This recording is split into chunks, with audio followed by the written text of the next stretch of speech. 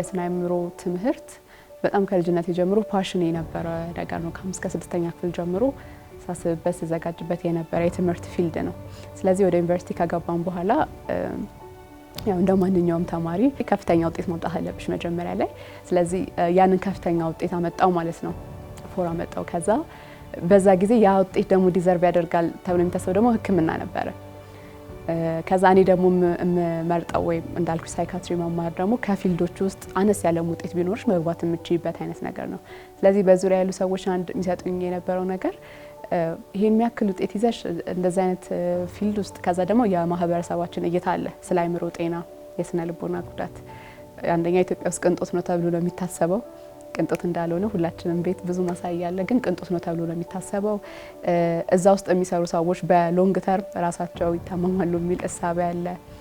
ልጅ ነሽ፣ ሴት ነሽ፣ ብዙ አስተያየቶችና ትችቶች ነበሩና የ10 ዓመት ፓሽኔን ለመጣል የደረስኩባቸው ብዙ ጊዜዎች ነበሩ እና አሁን ላይ ግን ቆሜ ወደ ኋላ ሳየው እንኳንም ያንን ውሳኔ ወሰንኩ የምልበት በጣም ብዙ ምክንያት አለ።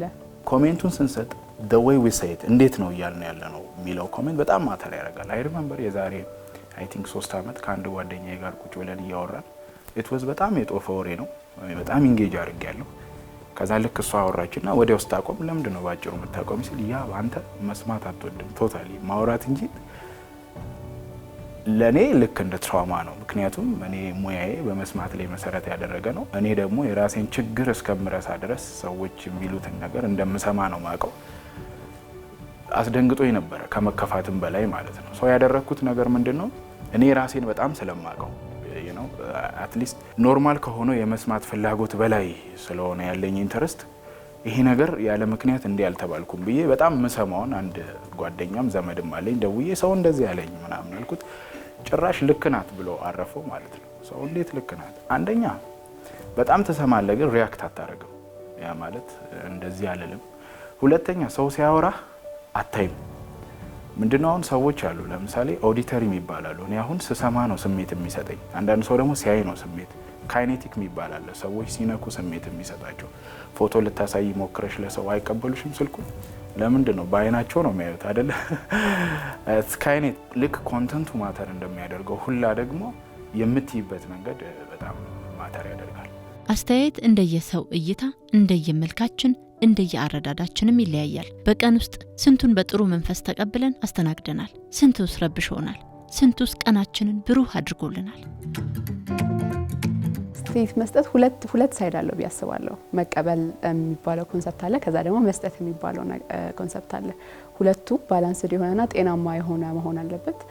አስተያየት የምንቀበልበት መንገድ ማናካ ሆነ የሰዎችን ጃጅመንት የሚሰጡንን አስተያየት ሆነም ትችት ሙሉ በሙሉ እንቀበልና የራሳችንን ህይወት መኖር እስከማንችል ድረስ አፌክት ሊያደርገን ይችላል። በተመሳሳይ መንገድ ደግሞ እኛም የምንሰጥበት መንገድ የሌሎችን ሰዎች ህይወት አስተሳሰብ መንገድ ደግሞ የሚጎዳም ሊሆን ይችላል።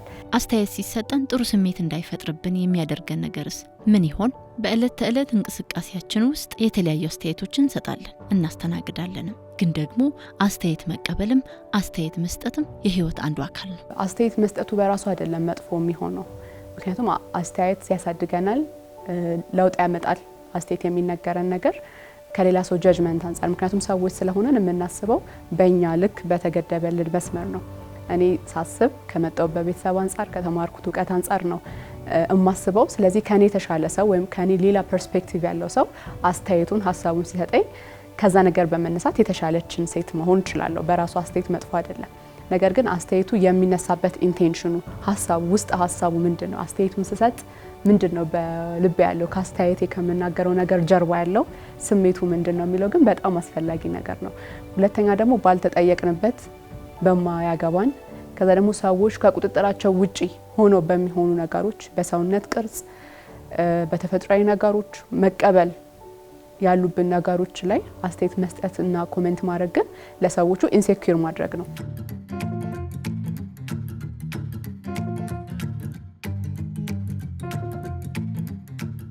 ሰዎች አንዳንዴ መቀየር ማንችለውን ነገር ኮሜንት ያደርጉናል ያለ ምንም ጥቅም። ለምሳሌ እኔ ሜትር ከምናምን ነው ምረዝመው መተሽ ስለ ቁመት የሆነ ነገር ብትይ ልቀይረው አልችልም። ልክ እንደ ፓኬ ወይ እንደ እጄ ጡንቻዬ አይደለም። ባደገበት ቤት ውስጥ ሰነፍ እንደሆነ የተነገረው ካደገ ራሱን የሚያይበት መነጽር ሰነፍ ነኝ የሚል ነው። አትችልም ከሆነ አልችልም እያለ ነው የሚያስበው። ስለዚህ ከዛ ቤተሰብ ወጥቶ የውጭ ዓለም ላይ ካደገ በኋላ ሪፍሌክት የሚያደርገው እንደማይችል ሰነፍ እንደሆነ ነው ማለት ነው። ስለዚህ አስተያየት ከትንሿ ከቤተሰብ ትጀምራለች፣ ትምህርት ቤት ላይ እያለ ይቀጥላል። መምህራን ለልጆች የሚናገሩት ነገር የሚያድግ ሰው እንደምናስተምር አንዳንዴ እንረሳዋለን። ነገ ትልቅ ሰው የሆነ ፖዚሽን ለሚሆን ሰው እንደምናስተምር ስለምንረሳ አስተያየቶችን ኮሜንት እናደርጋለን። ከሚያጠፉት ነገር ጋር ፕሮፖርሽናል ያልሆነ ተመጣጣኝ ያልሆነ ከአስተያየት ከዛ ከትምህርት ቤት ወደ ዩኒቨርሲቲ የስራ ኢንቫይሮንመንት እያለ እያደገ እስከ ሀገር ድረስ ይደርሳል ማለት ነው።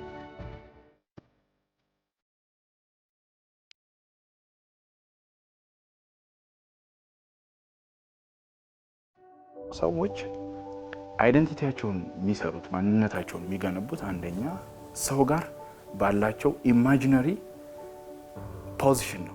ኢማጂነሪ ነው ስቲል ምንም ፋክት የለሽም። ለምሳሌ እኔ አንቺን አይቼሽ ሲሳይ ስለኔ እንደዚህ ነው የምታስበው ምለዋለ ኢማጂነሪ ነው፣ ምንም መረጃ የለኝም። ስለዚህ ደ ሞመንት አንቺ ኔጌቲቭ ኮመንት ስታመጪ ከዛ ጋር ነው ክላሽ የሚያደርገው። ምክንያቱም ኦልዌይስ እኔ እሷ እንደዚህ ነው የምታስበኝ ብዬ ያስቀመጥኩት መላምንት የተጋነነ ፖዚቲቭ ነው። ጭንቅላትሽ እንዴት ኦፕሬት እንደሚያደርግ ካወቅሽ ስሜቱን ተሸክሞ ውሎ ማደር ላይ ከፍተኛ የሆነ መሻሻል ልታሳይ ስለምትቺ ማለት ነው።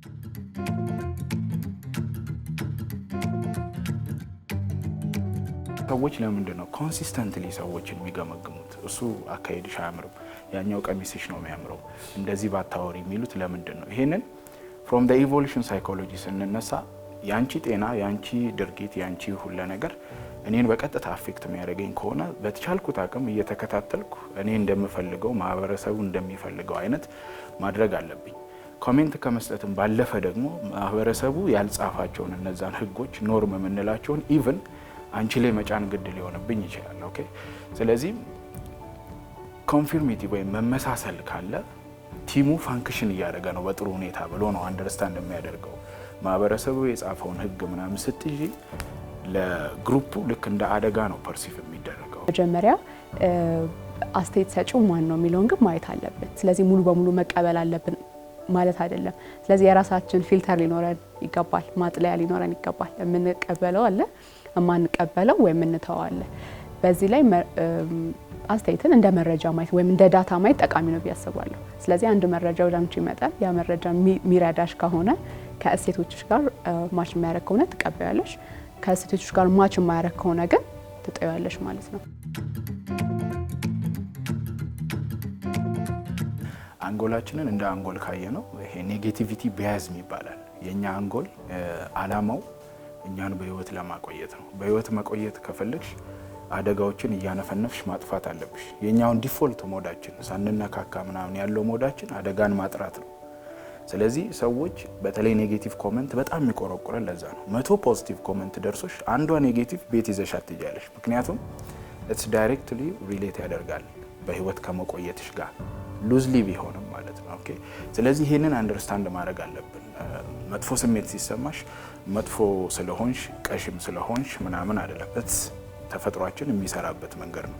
የግንዛቤ መዛባት የሚባል አለ ወይም ቶት ፓተርን ማለት ነው። ሀሳባችን የሚቀናጅበት መንገድ ነው። አንዱ ፐርሰናላይዜሽን ይባላል፣ ወይም ሁሉንም ነገር ስለኛ አድርገን የምናስብበት የተሳሳተ ግንዛቤ ማለት ነው።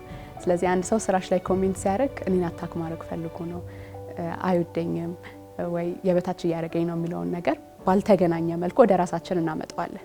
ስለዚህ እነዚህ አይነት ሚስቴኮች የሚኖሩብን ከሆነ ቻሌንጅ ማድረግ ያስፈልጋል። ኮሜንት ሲመጣ ሰዎች ከጀርባ ያለውን አንኮንሽስ ኢንቴንሽን ማለት ነው። ሰዎች ለምንድን ነው ኮሜንት የሚሰጡን የሚለውን አንደርስታንድ ስናደርግ መቀበሉ ላይ ለውጥ ይኖራል ማለት ነው። እኔን ፐርሰናሊ ማንነቴን አታክ የሚያደርግ አይነት ፋሚሊ ውስጥ ማደግ ከሆነ በጣም ሴንሲቲቭ ሆናለሁ። ስለዚህ ያ በእርግጥም አስተያየቱ ብቻ አይደለም የነበረች ስነ ልቦና። ሰዎች አስተያየት ሲሰጡኝ የመጀመሪያ የተገነባው ስነ ልቦና ጤናማ ካልሆነ አስተያየት የምቀበልበትን መንገድ ማተር ያደርጋል። ኢቭን ኢፍ ጤናማም ሆኖ ውስጤ ግን ኢንሴኩሪቲ እንዲሰማኝ ሊያደርገኝ ይችላል።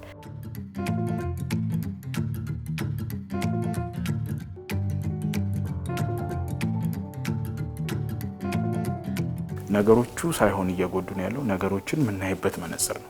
ስለዚህ ያ መነጽር አንዳንዴ ስለ ልቦና እርዳታ ሊፈልግ ይችላል።